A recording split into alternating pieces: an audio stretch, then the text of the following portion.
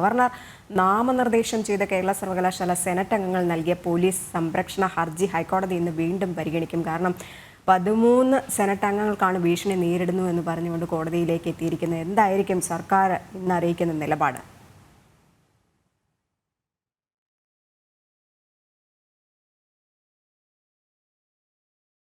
രജനി, നമുക്കറിയാം നേരത്തെ കാലിക്കറ്റ് സർവകലാശാലയിലും സമാനമായ സാഹചര്യങ്ങൾ ഉണ്ടായിരുന്നു. ഇപ്പോൾ ഗവർണർ നാമനിർദ്ദേശം ചെയ്ത കേരള സർവകലാശാല സെനറ്റ് അംഗങ്ങളാണ് പോലീസ് സംരക്ഷണ ഹർജി ഹൈക്കോടതി നൽകിയിരിക്കുന്നത്. ഹൈക്കോടതി അത് പരിഗണിക്കുകയും ചെയ്യുന്നത് തങ്ങൾക്ക് മറ്റ് സെനറ്റ് അംഗങ്ങൾക്ക് നേരിട്ട അതേ അനുഭവങ്ങൾ DYFI ഒപ്പം തന്നെ CPM SFI സംഘടനകളിൽ നിന്ന് ഉണ്ടാകാൻ സാധ്യതയുണ്ട്. തങ്ങളെ ഈ യോഗത്തിൽ പങ്കെടുക്കുന്നതിന് നിന്ന് പോലും തടയുന്ന ഒരു നീക്കങ്ങളായിരിക്കും ഉണ്ടാവുക എന്ന കാര്യമാണ് അവർ പ്രധാനമായും പറയുന്നത്. VC നിയമന സെർച്ച് കമ്മിറ്റിയിലേക്ക് സർവകലാശാല പ്രതിനിധികളെ നിശ്ചയിക്കുന്നതുമായി ബന്ധപ്പെട്ടാണ് ഈ സെനറ്റ് യോഗം ചേരുക. ഈ ഒരു പ്രധാനപ്പെട്ട കാര്യം അജണ്ട ചർച്ച ചെയ്യുന്ന സെനറ്റ് യോഗത്തിലേക്ക് തങ്ങളെ പങ്കെടുപ്പിക്കാതിരിക്കാനുള്ള നീക്കങ്ങൾ നടക്കുന്നുണ്ട്. അതുകൊണ്ട് തന്നെ ഇക്കാര്യത്തിൽ കോടതിയുടെ ഇടപെടലും കോടതി പോലീസ് സംരക്ഷണവും വേണമെന്ന കാര്യമാണ് പ്രധാനമായും ചൂണ്ടിക്കാണിക്കുന്നത്. കാരണം മറ്റു നേരത്തെയും ഇത്തരത്തിൽ DYFI സംഘടനയുടെയും CPMന്റെയും മറ്റ് ഇടതു സംഘടനകളുടെയും ഭാഗത്തു നിന്ന് ഇത്തരത്തിൽ നിയമവിരുദ്ധമായ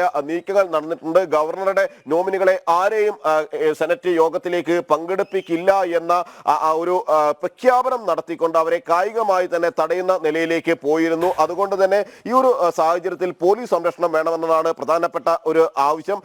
ഈ വെള്ളിയാഴ്ച കേരള സർവകലാശാല സെനറ്റ് യോഗം ചേരാനിരിക്കുന്നു. അതായത് നാളെയാണ് കേരള സർവകലാശാലയുടെ സെനറ്റ് യോഗം നടക്കാനിരിക്കുന്നത്. കേരള സർവകലാശാലയുടെ സെനറ്റ് യോഗം നടക്കുമ്പോൾ മുമ്പായി തന്നെ ഇക്കാര്യത്തിൽ ഒരു കോടതിയിൽ നിന്നുള്ള ഉത്തരവ് വേണമെന്ന കാര്യമാണ് അവർ പ്രധാനമായും ചൂണ്ടിക്കാണിക്കുന്നത്.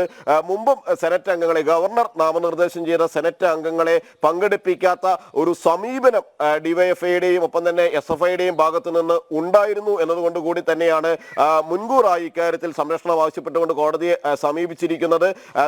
കാരണം നിയമവിരുദ്ധമായി ഏതെങ്കിലും തരത്തിൽ അല്ലെങ്കിൽ അത്തരത്തിൽ നിയമിക്കപ്പെട്ടവരല്ല, ഗവർണർ നാമനിർദ്ദേശം ചെയ്ത നിയമപ്രകാരം ചുമതലപ്പെട്ട ആളുകളാണ്. അത്തരത്തിലുള്ള സെനറ്റ് അംഗങ്ങളെ ഈ സെനറ്റ് യോഗങ്ങളിൽ നിന്ന് മാറ്റി നിർത്തുക എന്നത് നിയമവിരുദ്ധമാണ് എന്ന കാര്യമാണ് പ്രധാനമായും സെനറ്റ് അംഗങ്ങൾ ഇവിടെ ചൂണ്ടിക്കാണിക്കുകയും ചെയ്യുന്നത്. രജനി.